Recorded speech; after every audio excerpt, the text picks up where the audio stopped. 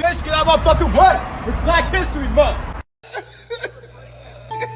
The women I see the most success in are the ones willing to like sloppily jump in. So I recently moved to London, packed up 3 suitcases and brought everything with me. In my life, what I've learned the most is instead of pondering whether or not something will work or whether or not something will fail, I just kind of dive right into it. I used to spend hours and hours on YouTube asking a trillion questions, and although these things did get me a little bit further, I find that I've gotten the furthest when I just dive into it. I'm really big on taking one step because more often than not, when you take one step, the second step will soon follow. And it's just like learning how to walk, like a baby would, if you will. From my observation and experience, it quite literally seems that when you take that first step, it just keeps going. So if you have to submit some paperwork, take a photograph, talk to somebody, get an answer, maybe you got 12 no's, but if you keep going, you'll get like the 13th yes.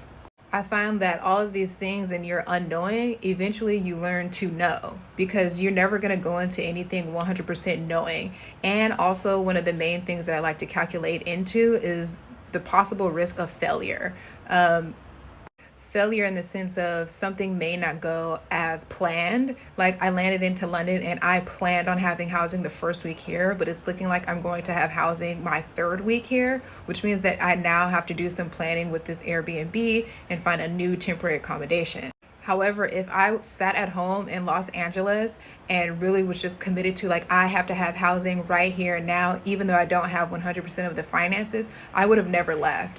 If I didn't get the paperwork for my passport or my visa, or I seen those prices and I just decided that they were daunting to me, I would have never filed that paperwork and have the paperwork that I have now. By the grace of God, I was able to receive some scholarships, some funding through crowdfunding, and then of course, a little bit of savings that I had. However, mostly all of it has been through initiation, ambition, and communicating with the right people, of just taking the first step so that it leads to the second step. So I'm always down to just like dive into it and learn as you go, because I feel like the average person, at least me, even though I'm not the average person, learns with hands-on. And of course, obviously too, if you don't want average results, you can't do average things. So if you're doing what 99% of the people are doing, you're gonna get those same results. But if you do something different, you'll receive something different. They're gonna be sad. I wish we could have got down with them. Damn, you damn right you wish you could have got down with us.